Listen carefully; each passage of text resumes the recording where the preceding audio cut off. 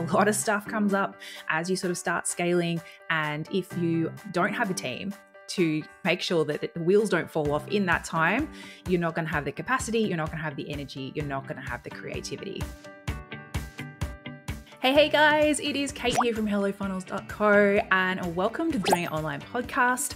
Today we are talking about 7 simple steps that you need to take, that everyone needs to take if you are wanting to scale your online course to 7 figures and beyond. So this is going to be a juicy one. I hope you've got your pen or your notepad on your phone ready, and let's go.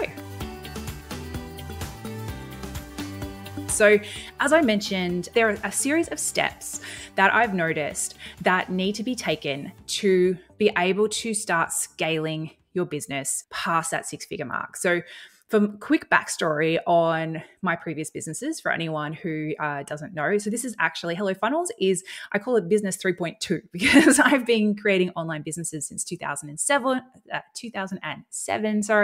and I made all of the mistakes along the way. And I seem to be really good initially at getting businesses quite quickly into the sort of the mid 6-figure mark, but then they would get stuck. And they would stay stuck frustratingly for years. And I'd be doing everything and I'll talk about, some of these common things that people do that kind of keep them stuck.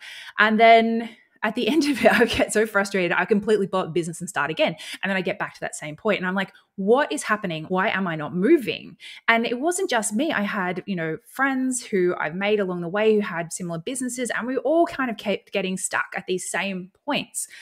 And then one by one, we started to get unstuck and start growing. And I noticed again that there were these real commonalities of things that we finally sort of figured out, finally put into place, finally started focusing on that made such a big difference. And so then we started sharing this with our clients and started noticing the same for them. So that is what I'm going to be going through today. So as I mentioned, it's a juicy one. I hope if you're going for a walk, it's a long one, or if you're sitting down and listening or doing the dishes or whatever, have a pen nearby because you're going to want to take a couple of notes.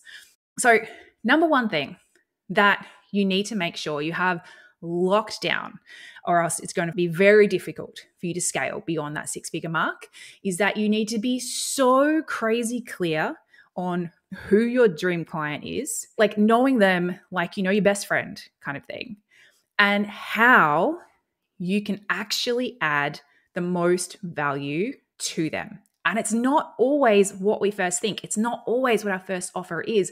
And it's also not always what we directly market. But we need to know, where do we come in and where can we be the most valuable, make the biggest impact, the biggest change, the thing that is going to make the biggest difference in their lives, obviously in a positive way. Because when you actually know that, those two things really clearly, it makes a huge difference about how you structure your offers and your programs, what you deliver, how you market it, how you price it, all of that stuff. But if you don't know that, if you're still going broad, if you're still trying to be kind of a little bit good at a lot of things to a lot of different people, it's going to make it really, really hard for you to then become seen as the expert, the go-to person, the master of something, because you're not. You're just kind of good at a lot of things. So kind of good at a lot of things can get you to 6 figures. It's going to be really, really hard for that to then get you beyond that point. So that's number one. Number 2 is you need probably max 2 really strong offers that play into who is that for that target market that we talked about, and that one way you can add the most value. And at least one of those offers is going to need to be a premium offer. Again, gone are the days of being able to come up with a 297 program and then just send a bunch of $2 leads to it on Facebook and scale it to the moon. That used to be able to happen, and it's probably the story you've heard about some of the people that you follow on the internet. But sadly, it is rarely, very rarely the story today, unless you happen to be a Facebook ads savant, which most of us are not. Most of us are just kind of okay at it and do the best we can.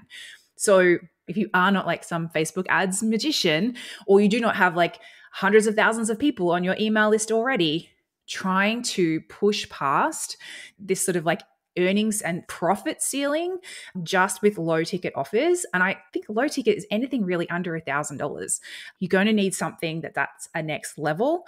And that can be, again, that can be a bit of going back to the drawing board, testing some things out. But One of the things that I was noticing and seeing, not just with my own business, but again with friends, was this.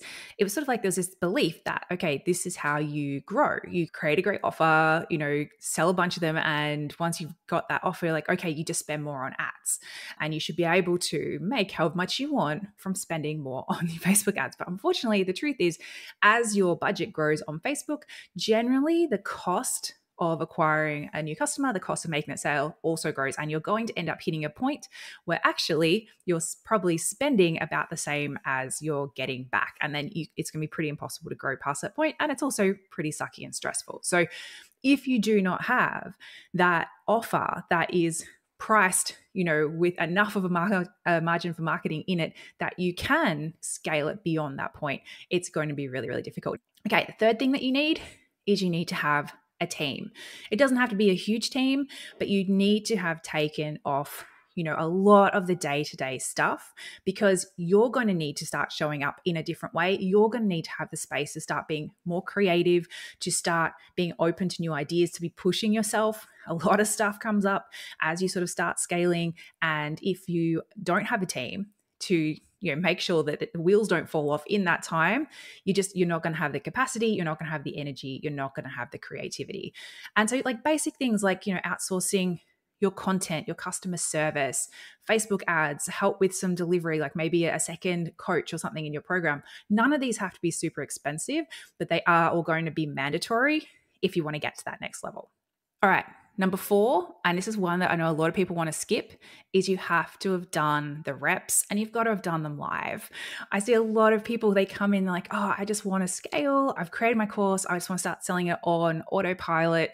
And they haven't taken the time to do the live stuff. Now, look, I don't love launching. I'm kind of anti-launching myself, but I think there is no better way to go out and to learn and to test things quickly than to do it live. Unless you've got a gigantic marketing budget and you're happy to just burn through it testing things, usually the best way to do things to start with is to do it live. You've got to do those reps. You've got to learn what your market responds to. You've got to learn what works, what doesn't. You've got to learn what messaging, what features you need to be highlighting. And it gives you some amazing feedback to make changes to your offer, to your delivery, all of that stuff. You need to have done those reps. And yes, it's no fun. No one wants to do them, but it's like saying that you want to get a 6-pack just by drinking protein shakes. It's not going to happen. You got to do the sit-ups. So if you want to have a high 6-7-figure business, you got to do the reps, guys. You cannot skip those sucky first steps. I know everybody wants to, but if you do, all you're doing is actually putting yourself behind and making it take longer. So suck it up, put on your big girl pants, go out, do the live reps.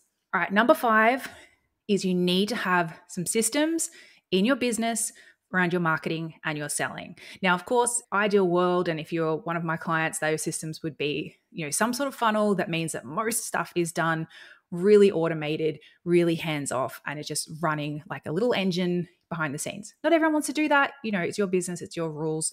You don't have to do everything completely automated if you don't want to, but you do have to have systems. You do have to know how to sell your programs, whether it's live or whether it's automated or whether it's both. And you do need to know that those systems work. You need to have spent the time dialing them in.